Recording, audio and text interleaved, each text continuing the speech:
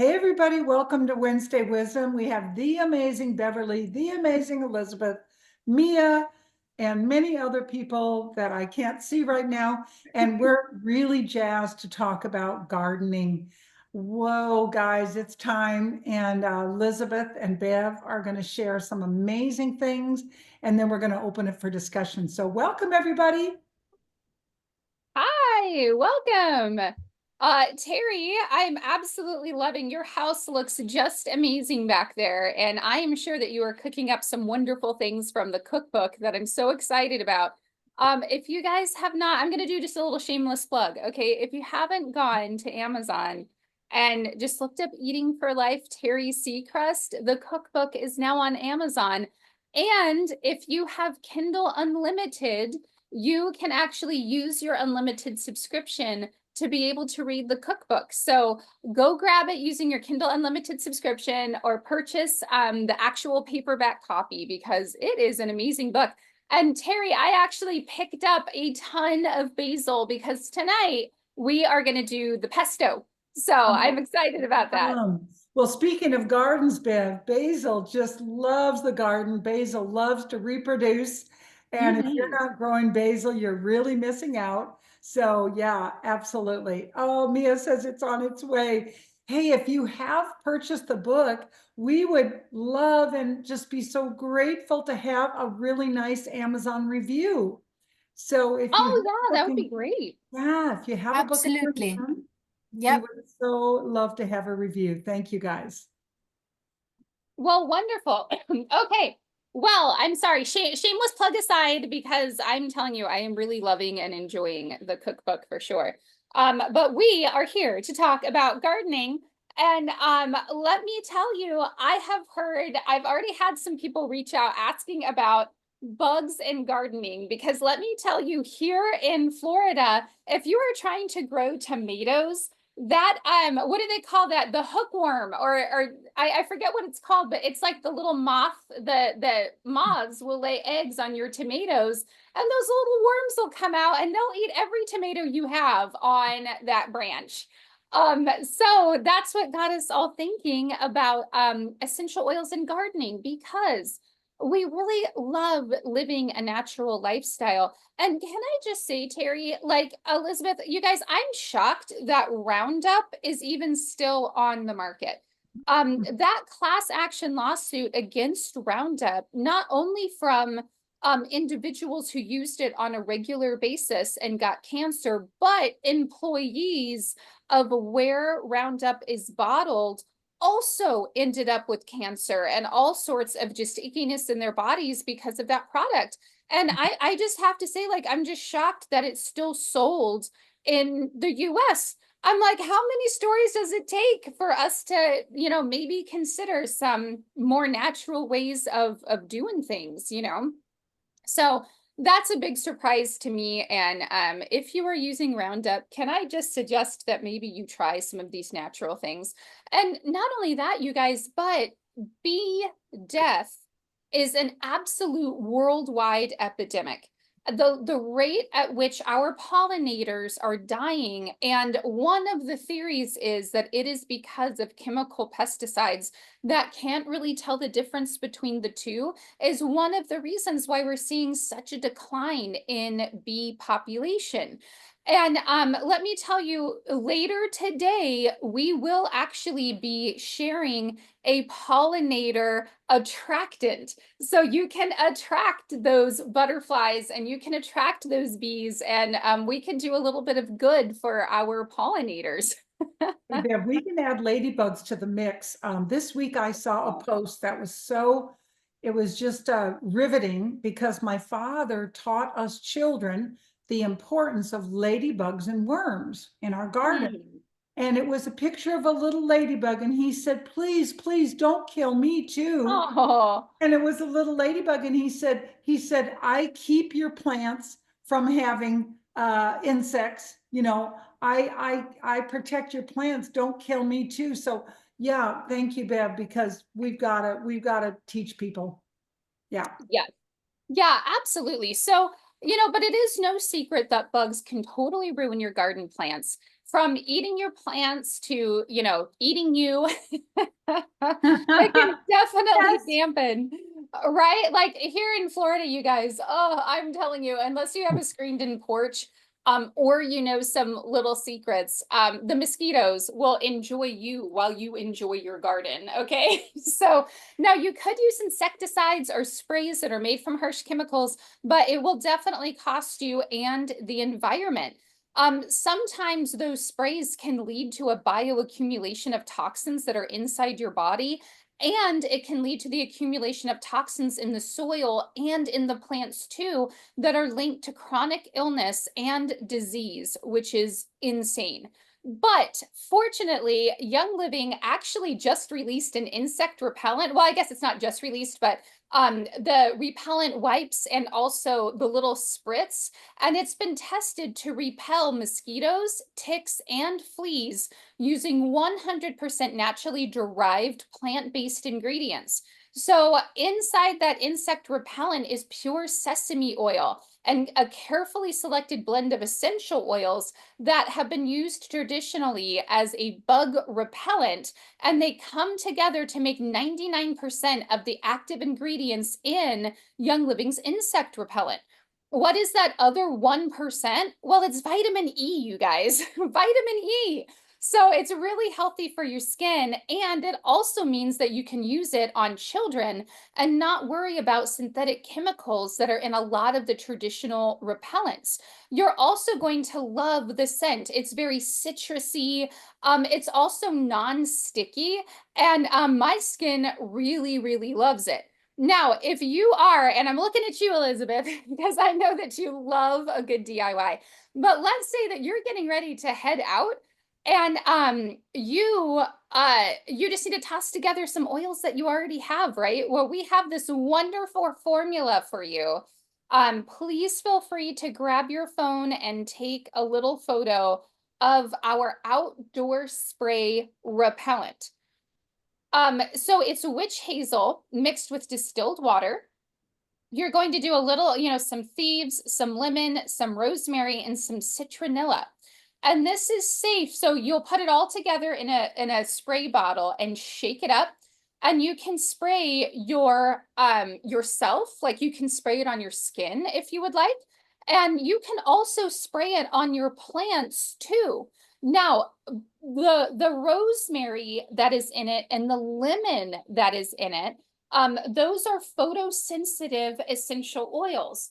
So if you are going to be getting a ton of sun, you may want to stick with the already put together insect repellent. But if you're using this on your plants, it's recommended that you spray the leaves at twilight. So you'll spray your leaves while that sun is going down. They're going to be able to work overnight, and by the time the sun rises again, the leaves of your plants won't be as photosensitive. Now, I don't know about you guys, but here in Florida, if you have an indoor plant, my indoor plant actually got infested with ants last year.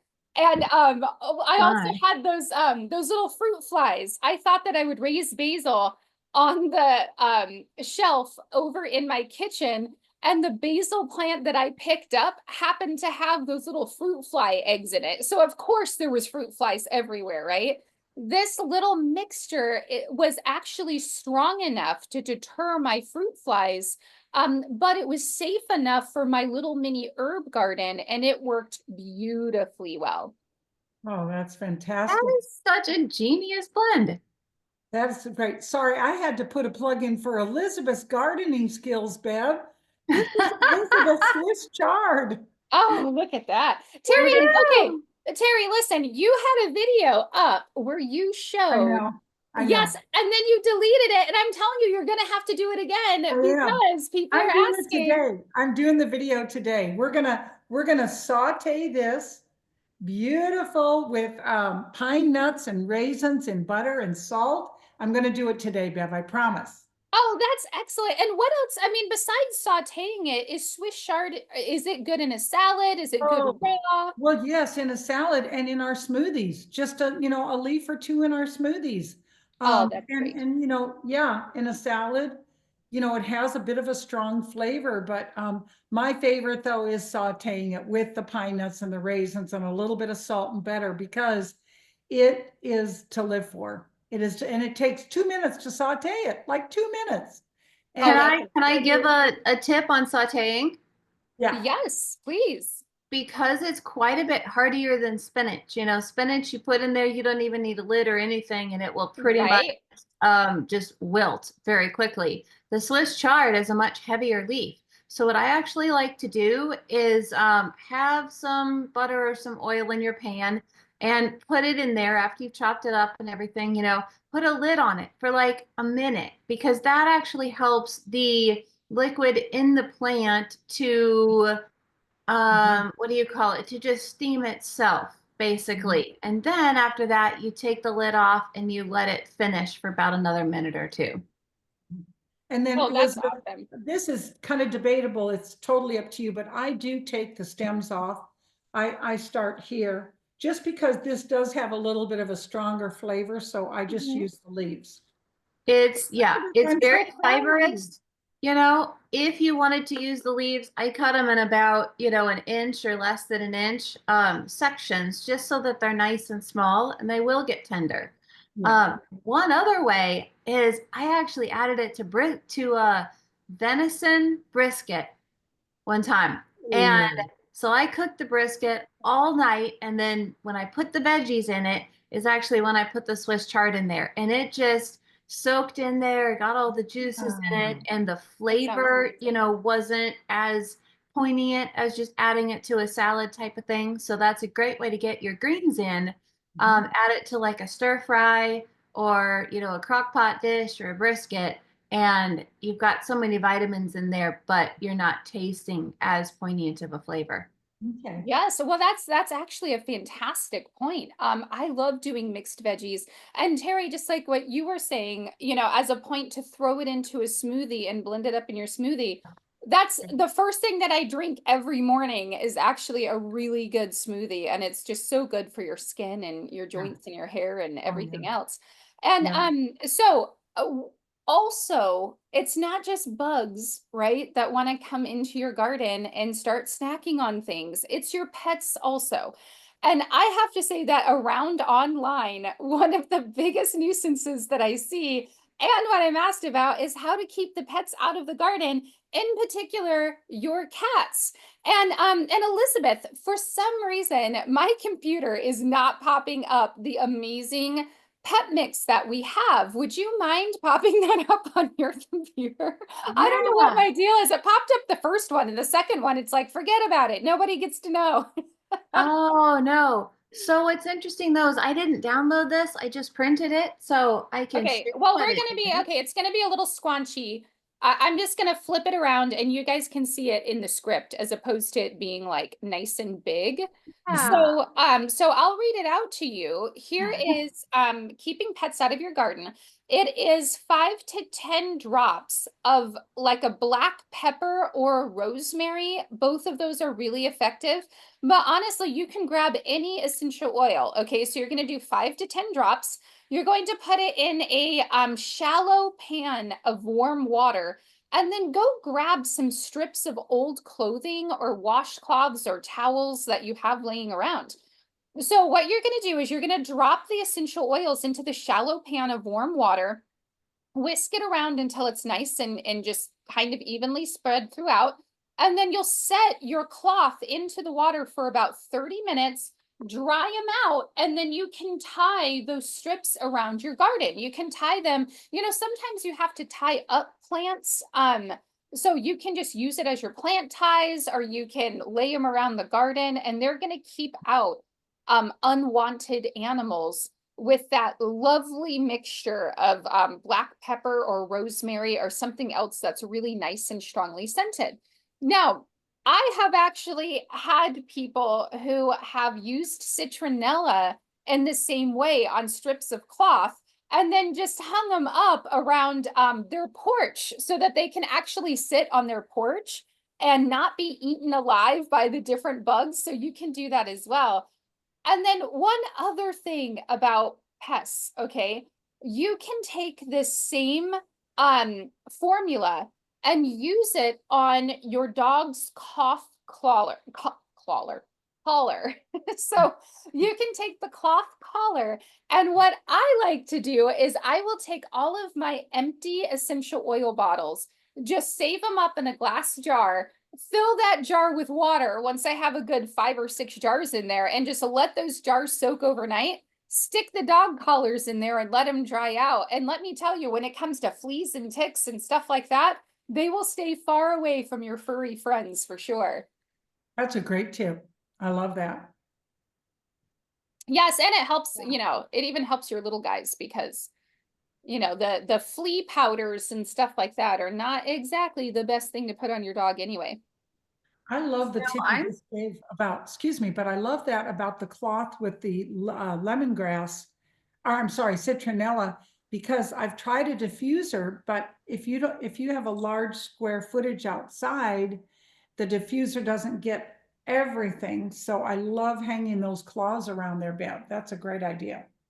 Yes, well, and it can be really fun and festive. Like if you do ribbons or something like that, like you could actually make it look really nice outside with all of the fun strips hanging around and things like that. So well, great. Now, who loves to get in their garden and just weed for hours? Anybody? Any takers? No, no. Can I just say, before I had to plant my fall garden last year, there was literally like a 3 by 10 foot space that I had just let grow with grass. And it was horrible. It literally took me like 5 hours to get this crabgrass out of my garden.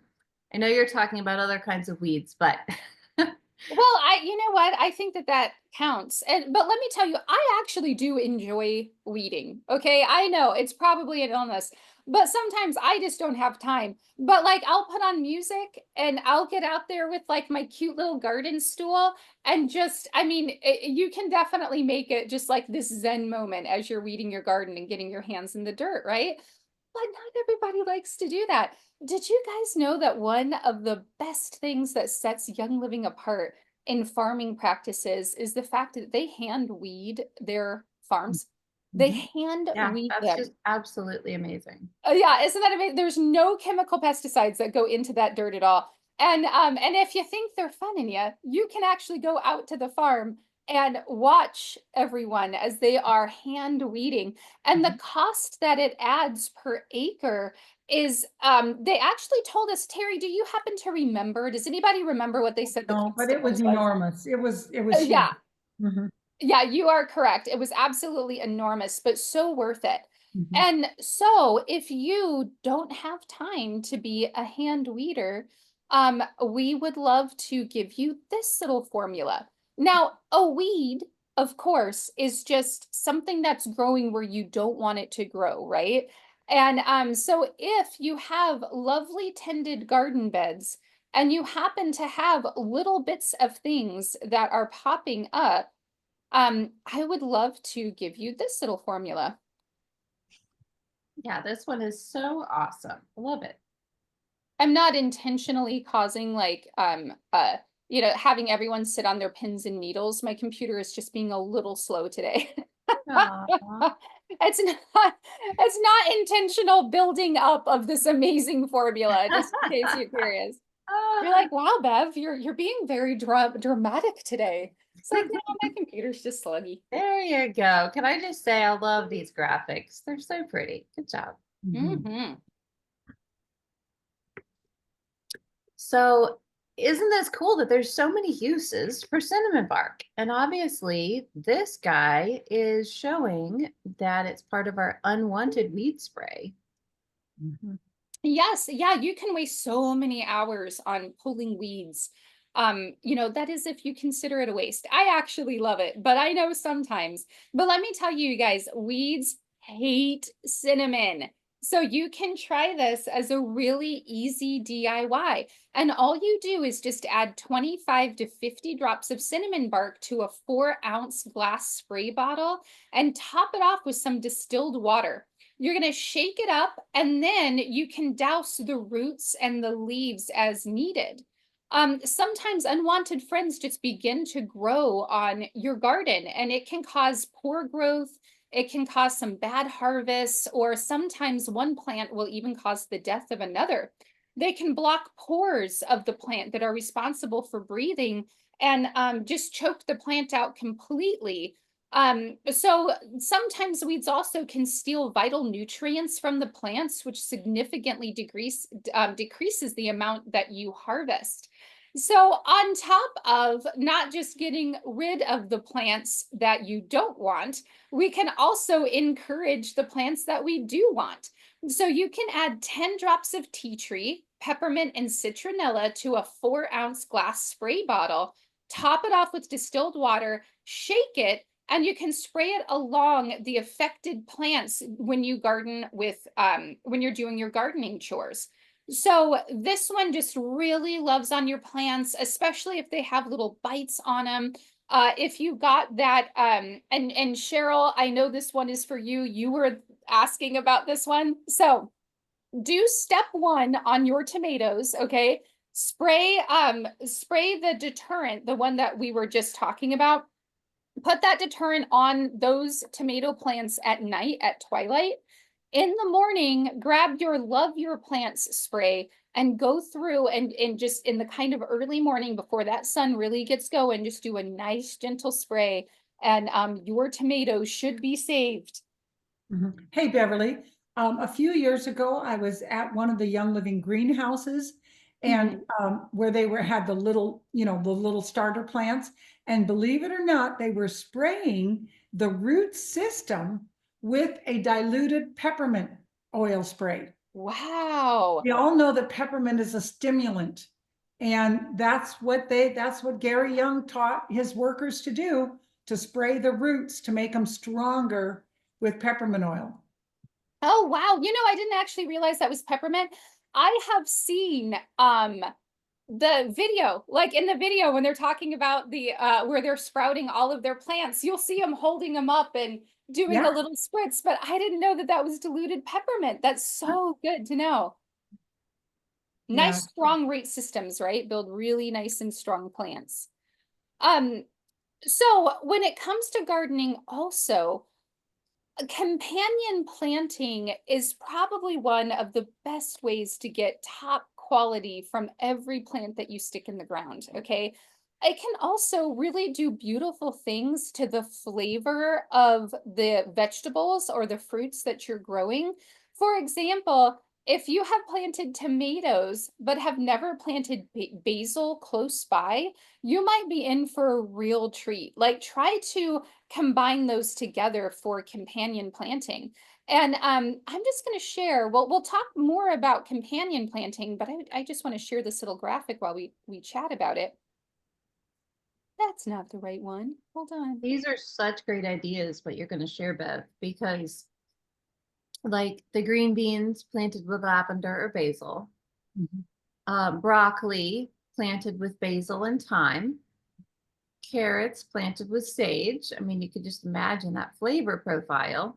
Cucumbers and sage, onions planted with German chamomile, potatoes planted with basil and sage, and tomatoes with basil. Yes, yeah, those are amazing combinations. So if you've been around the garden scene and you've heard of companion planting, but you may not have heard of this, okay? So some plants play really well together and others don't. This is because every plant has certain nutrients that it uses from the soil for growth and for fruit production also. Plants also excrete certain byproducts back into the soil that can either help or hinder your harvest.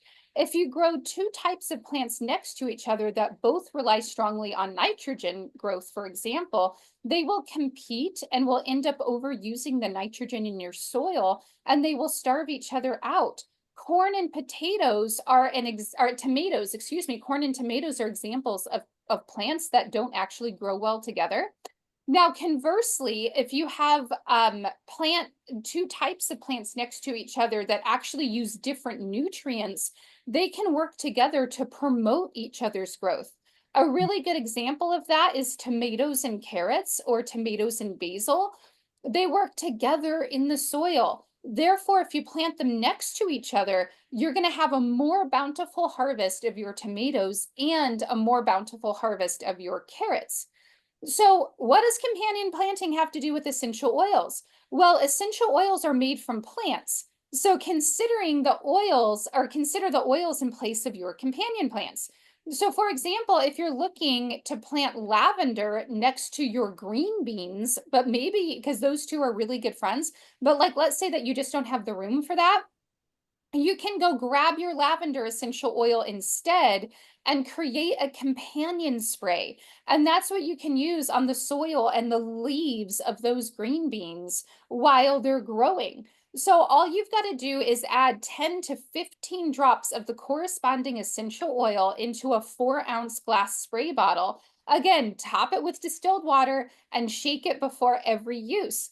And this is a lovely little guide for some very good companion planting. So kind of like in the same way that Terry was talking about that diluted peppermint oil on the roots, you're going to use it the exact same way. You can use it on the roots of those little sprouts before you plug them into the ground, and then just continue to spray the soil and the leaves of those plants while they grow. And I would love to know who tries this, because I would like to see a big difference between the two. My grandmother was actually fantastic at gardening, and she would talk about companion gardening all the time. It was definitely a subject. Hey, Beth, around I'm here. so happy to see Jan on and Elizabeth, because the three of us will be going to the Young Living Lavender Farm in just about a month and a half. And this is a little different than what you're saying, but lavender is very compatible to einkorn. So when we go Oh. there, I think what we're going to see is lavender and einkorn growing pretty close together. So we'll come back and give you a report on that. Oh my gosh, yes, please. I feel like that would be just such a beautiful scene.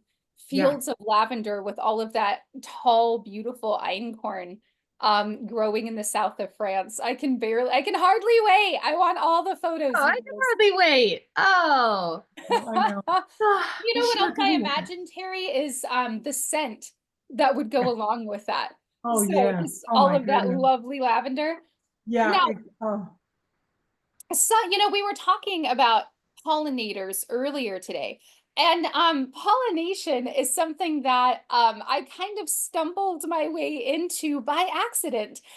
So here in the north of Florida, we have the 4-H Club, which was not something that the children were part of when we were in Colorado, just because they were off doing other things, right? So when we moved to Florida and wanted to get out and meet people, Emma joined the 4-H Club. And so we went to she joined the Blueberry Club, which is kind of like a subset of that. Okay. So they talked about blueberries. And one of the things that they said with blueberries is that if you can have a blueberry plant in the ground and it will nary produce a single blueberry if you don't have two different kinds of blueberries that are next to each other. Okay. They don't self-pollinate, they have to cross-pollinate. But it's not like they just throw their pollination stuff up in the air and hope for the best. Like some things will pollinate via the wind, but some things out there need an actual pollinator to come along and take a little bit of nectar from this one and put a little bit of that nectar into the other one. I know blueberries are cross pollinators. So are grapes. I had a grapevine for years that never produced a single grape. And I was like, it must be me. Like maybe I'm just not doing the soil right. And then I realized that grapes also, they need a little friend. They need a little pollinator to come along and actually feed them what they need in order to do grapes. So It's so luckily, interesting. what's that? It's so interesting. Just Oh, yeah. all the different things, how God created plants so amazingly. And Mia says, Oh, I "Hmm, agree. so I agree. All right, so let's look at our pollinator spray.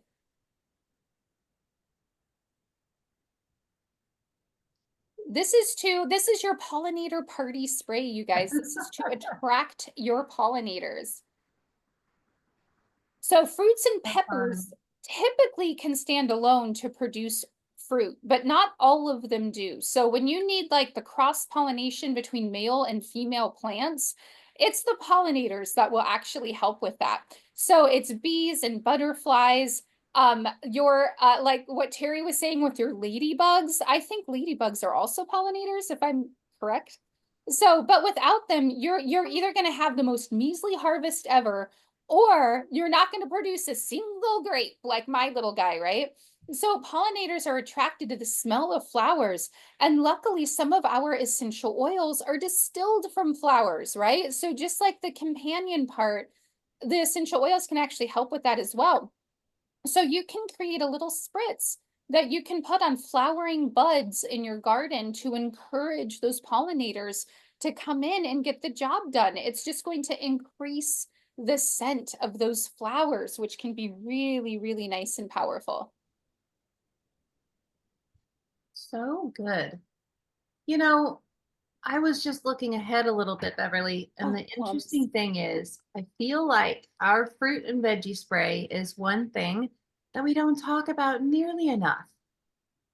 And even here's the interesting thing, organic and even unorganic produce can have like that waxy film on it. Now, of course, we buy organic produce because we don't want things like Roundup, etc. on it, right? That's not legal for organic products.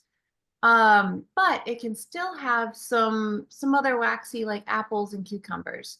With your unorganic, you definitely want to wash that produce. But the thing is, those pesticides and herbicides are they are oil based. So that means that they're not water soluble. So if you just run water over your fruits and veggies, if when you buy them from the store, not your own garden, but the store, you're actually not going to get those pesticides and herbicides off of the produce. But with I have a bottle of it here. Hold on, I'm going to grab it from my shelf because it's actually so awesome that Young Living carries this small enough bottle to whereas you can take it with you. So like I've even taken this camping with me before. And just spritz it on my produce and then you're good to go. So I love the next part that we're going to talk about, Beverly, is how to just keep your produce from getting moldy and things like that. Oh, yeah. Oh, please share. Ready. Okay. Well, let's see here. So just the aspect of, once we pick our plants, oftentimes we might have more of a harvest than what we can eat in a few days. And so we don't want it to go bad. So with the implementation of using some essential oils in a spray, we can actually ward off and help prolong the life of the plants. So maybe you can be looking for that slide, Beverly. But let me see here. So just the aspect of, we can use the Thieves Fruit and Veggie Spray actually as a preemptive type of thing. So once you wash, rinse your produce off, get the dirt off of it, etc., you can spritz this on there and it will just help keep it fresh and, kill any of the stuff that would eventually cause it to go rotten and bad sooner. So I love that aspect of it. And then there is actually a recipe for more of a soak. Yes, let me pop that up for you. So let's look at the produce soak, because with that, you could just do a whole sink full of warm water type of thing and adding your essential oils in there to it. So Beverly, yes, that's a diffuser recipe. oh, you know what this one's for? I'm so sorry. This one is actually for, how I was talking about the fruit flies. How when your fruit flies, you can bring in, I've had this happen more than once from things coming from the store, right? You don't get them into your fruit and veggie soak fast enough. And you keep them, they stay out because I like room temperature apples, you guys. I do. And then all of a sudden you have fruit flies. And so this is your diffuser recipe for getting rid of those fruit flies that can absolutely wreak havoc on your harvest. Good. So now that I'm looking back on it, as far as the soak, it's super easy to just do some Thieves and lemon essential oil. and just add that to your water and soak your produce in there for a little bit. And so that is the very simple produce soak that we can do. Another interesting thing is the amazing Thieves dish soap. And if we think of most dish soaps, you wouldn't want to wash your produce with it. But the Thieves dish soap doesn't have any sulfates or dyes or formaldehyde or sulfates or synthetic fragrances. And it has a really delightful citrus scent. So you could actually soak your produce in a little bit of the Thieves Wow. dish soap if you want to. Isn't that a thought? Yeah, I've never actually thought of that, believe it or not. I never thought to soak it in the dish soap. Yeah, and just a little, it's not like you're scrubbing them or anything, but adding that wonderful flavor is great. And then experimenting, like when Mother showed the Swiss chard, what I did is I picked that yesterday, but we put it in a vase of water. And so doing that on your counter, I mean, Swiss chard will last 2 days without even being in the refrigerator, just in water, because it still needs to be able to soak up that moisture into the leaves, similar if you're keeping roses alive or plants alive, right? If you're going to keep it for an extended period of time, we definitely go ahead and put it in the refrigerator. So that's my idea on the soak. And then Bev, you had a great one with the diffuser recipe. So that is awesome. Now, moving on, as far as they're talking about oregano essential oil. So you can think. Yes. So, here's something interesting about Yeah. oregano. Oregano is actually a fantastic natural food preservative. And believe it or not, when it comes to bread manufacturers and canned, like when people are canning spaghetti sauce and things like that, even big companies, big corporations, you guys, they are looking into more natural ways of being able to preserve food because one, it is more natural, but two, sometimes it can actually be less expensive than having to rely on some of the chemicals and things like that that they do right now. And so with bread, you guys, there is a study, if you go to PubMed, that you can find where they are experimenting with things like cinnamon and ginger and these other like natural preservatives for baked goods, which is amazing Wow. because those things are super delicious in baked goods. But also when it comes to canning your tomato sauce and other items like that, using your oregano, your basil, your thyme, it does actually serve as this natural preservative. When you're canning, you do already have this preservation factor, right? Because you're killing all the bacteria and then you're vacuum sealing. But sometimes it is nice to have some essential oils in there to give it delicious flavor when you're actually going to reheat your canned sauces and stews and soups. And Terry, what are the 3 essential oils that you use the most? I know they're in the cookbook, but they go into like I your know. stew. It's definitely oregano, thyme, and black pepper. And gotta give this testimony. Yesterday, Elizabeth had 4 piano students here, and I was whipping up my Vitality stew because we had a big rain the night before and it just sounded, so good. And I just casually told the kids, hey, if you guys want to try my stew, you're very welcome. This little 7-year-old, I think she's 7, she's so little, Elizabeth, the little girl, she ate 2 bowls of it. 2 bowls of Vitality That's stew. awesome.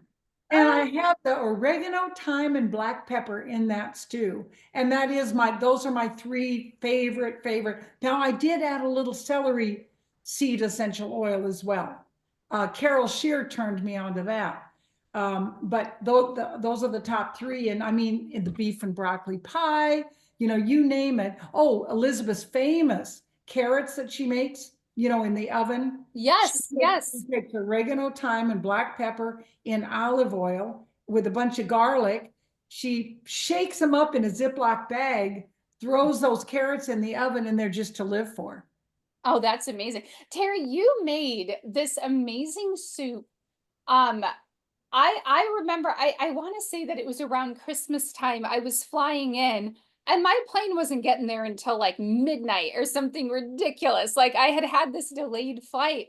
and you had this amazing soup that had lemongrass in it. You had put this lemongrass vitality in it, and it was so good. Oh, that was good. That was good. Yeah. I think it was kind of a vegetarian soup, and I love the, the red curry paste mixed with the lemongrass and the coconut milk. Yeah, I can't remember what that was. A lot of times it's not a recipe. I just throw it together, but you guys, lemongrass in your soups is amazing. It's amazing. Oh, it really is. It really is. And it's so beneficial also. In the supplement book that we have been studying each morning on Clubhouse, they talk a lot about lemongrass in terms of digestion and how it does a great job of supporting your stomach and your intestinal lining and just some really good anti-inflammatory properties in lemongrass. So Right. absolutely delicious. So we have one more slide for you, and then there are some recipes that that don't actually have slides, but you guys can take photos of them anyway. The information is still good, you guys, even though it's Oh not my goodness. accompanied by a gorgeous slide. Yeah, I No, feel like we could have a whole nother 30 minutes of this with all these different treatments and sprays. Yowzers. yeah, isn't it amazing? And a lot of this came from you guys, if depending upon how long you've been members of the Royal Dream Team. When we would do Terry and I, we used to conceive of these amazing newsletters. This was back before Young Living actually sent out newsletters and emails and things. And a lot of this information comes from one of those. So if you have saved our newsletters from the past, then you're going to have all of this information that we're going to share next. But when you, as the gardener, are out doing some gardening, chances are you're going to get a few little cups and scrapes, bumps and bruises, a couple of bites. I mean, it's almost unavoidable, right? But don't worry, because we actually do have something for you also. And before I share the DIY, one of the things that we discovered, Clarissa actually, or Christine, turned me on to this. If you happen to have the lavender lip balm, nothing makes for a better boo-boo stick out there, you guys. Like, you should take your lavender lip balm and just keep it in your pocket. And anytime you get any sort of a little bite, you use it just like a little owie stick. You just smush it right on there. Never It's even thought of that. fantastic. That's brilliant. Oh my gosh. I Yeah. want to see if my sister's ever thought of that. I bet Christina Highness has thought of that. Jan, if you knew about that, put it in the chat. Wow, that's so good. Especially, if you get a little cut or something like that, you want to keep it moisturized and disinfected. So putting that on there helps keep dust and stuff out of it until you can go doctor it. Oh, it does. And if you are cooking and you get like the little itty bitty burns and stuff that can sometimes come from cooking, you can also just use it on there for just like little minor burns and scrapes. I mean, it is fantastic. But also, if you would like to kick it up a little notch, and we have a DIY soothing stick, which is 5 drops of lavender, 5 drops of purification, 3 drops of peppermint, and then it says the carrier of your choice. Okay, so you can put almond oil in there, or jojoba, or some olive oil, and this is just for a little roll on. So it's not a stick like with that great beeswax in it, like the lavender lip balm is, but this is still also really good and just so easy to carry with you, this little soothing stick. I absolutely love these 3 oils because purification is my first go-to if I do get bit by something. But then in conjunction with that, I love that they're adding lavender and peppermint because those are both just extra soothing, Yes. The Yes. peppermint having that cool feeling. Yeah. Now, also, okay, just talking about another different aspect of gardening as well. One of the things that I have been dealing with is the pain in my hip, right? I've got a little osteoarthritis in there. Apparently, I went at it too hard in life back when I was a ballroom dancer. Okay, wore it right out. So, but let me tell you my little formula that has really helped soothe that pain. has actually been taking the Agile Ease every day with, if you are a female, with some Fimogen. So 2 Fimogen and 2 of the Agile Ease every morning is absolutely amazing. Now, if I overdo it and like I'm feeling, sometimes you can get out there and you're kind of feeling the creaky in your knees. I'm super lucky because I don't tend to have a lot of knee pain, but you can use Panaway, or you can use the Deep Relief Roll-On. But let me tell you, my secret and Terry's secret to sore knees and sore feet, of course, is the Aromaseas. That Aromaseas essential oil, it takes the edge off of the symptoms of that occasional discomfort like that. I mean, it is a miracle in a bottle, that one. Yeah. Yes, We can- I about thought you were going to say Sulfurzyme because I know that that is such a good internal product to help with joints and everything. Oh, and I should have said that because I also use that daily. So into my smoothie, sulfurzyme powder, always the 2 ounces of Ningxia Red. And I don't actually measure it, you guys. I just take the bottle and like I stop when my heart says no more. Like, so I kind of dump it in. I don't know how much it would be. I know that the recommended dosage, I think, is a teaspoon. I'm gonna guess that my sprinkle lands somewhere between 2 teaspoons to a tablespoon, like right in there. Like I love sulfurzyme, and it definitely makes for the ongoing stiffness. Mhm. It's fantastic for that, right up there with the Agile Ease. And then we do also have the golden turmeric. And that Yes. golden turmeric is also a really good addition to a smoothie.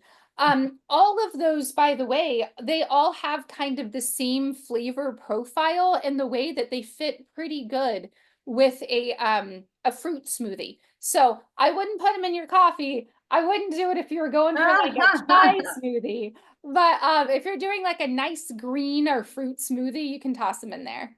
There you go. Elizabeth's got her Oh. stack going on over there. Mine, here's my stash. Okay, so I do amino wise if I've gotten some workout in. The Ningxia greens, Inner Beauty collagen, and golden turmeric. And this all tastes really good together. Okay, Elizabeth is a witness to the following situation. Last Sunday, your friend Terry scooped 7 huge wheelbarrow full of horse poop. It's Oh, true. it's on your reel. Good. If you guys want to see the video evidence, go look at Terry's reels. Oh my gosh, it was unprecedented. So I got home and I said, Elizabeth, I think I'm gonna pass out. She goes, Mom, grab the Amino Wise and grab the Aromaseas. And I just took that Amino Wise in a little bit of milk and marinated myself in Aromaseas and had the best night's sleep ever. Oh, Yeah. that sounds so heavenly. I love Amino Wise. And you guys here, so I have never sweat the way that you sweat in Florida. Okay. Like, Mhm. in Colorado, the air was so beautifully dry. Like you could go run 5 miles and nary have like a little misting, right? Here in Florida, it is not cute the amount that you sweat.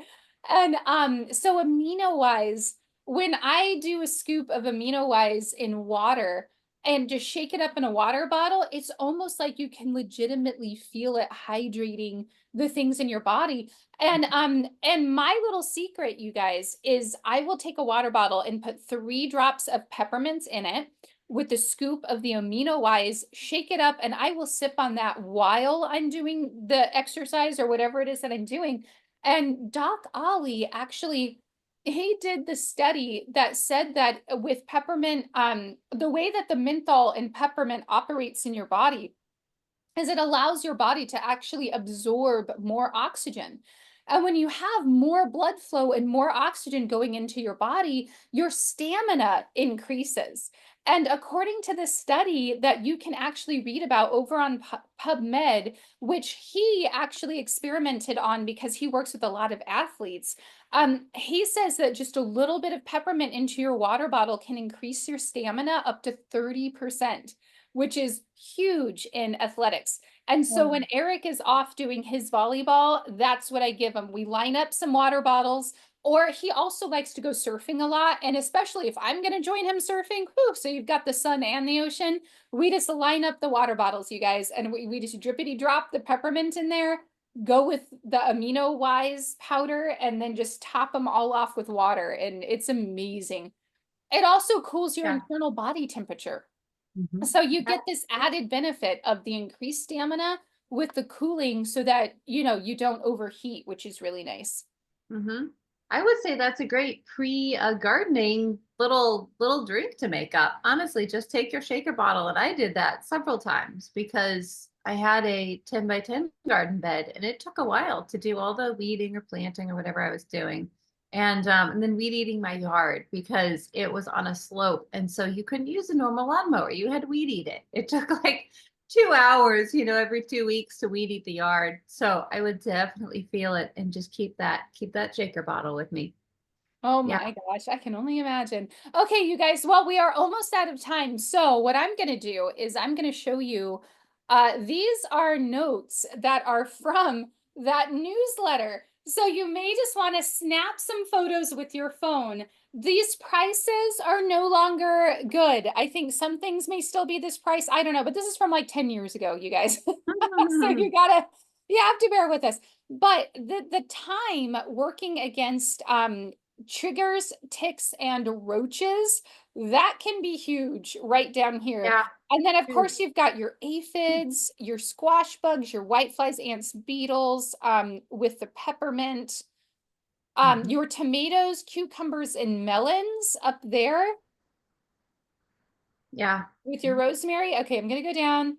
These are $1 million tips. My goodness. I wish every gardener in the world was on here right now. Right? Okay, we're going to go down to this broad spectrum, all natural insect repellent. So you can take a little snap of that as well if you would like to. Oh, very good. Okay. Rosemary, peppermint, thyme, and clove. Yes, you can also pop these into a diffuser. If you have accidentally brought in some fruits or vegetables that ended up having those little fruit fly eggs. Mhm. Okay, here's your cedarwood, hyssop, and pine. These are best for those gastropods, you guys. Oh, I hate those guys. Mm-hmm. I don't hate them. They just don't need to be on my plants. They just don't serve your No, intentions. no. Okay, stopping slugs and snails, you guys. Yep, And cedarwood. this is, look, a teaspoon of your chosen oil in 32-ounce spray bottle. I mean, that is such a small amount of oil, and it makes such a large spray bottle full of. That's great. And as you mentioned, it sounds like it's better not to do it in the heat of the day when the sun is going to be shining. I think most of these oil applications are good to be done in the afternoon so the plants Yes. can sleep all night with it. Yeah. Mm-hmm. So here's your anti-rodent recipe. Very nice. Okay, we're almost there. We're almost there, you guys. Mm-hmm. Simple rosemary spray. Awesome.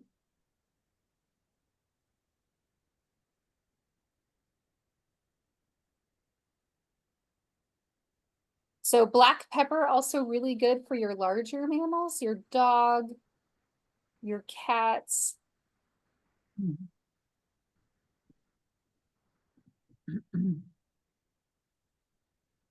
just don't want to overuse it, okay?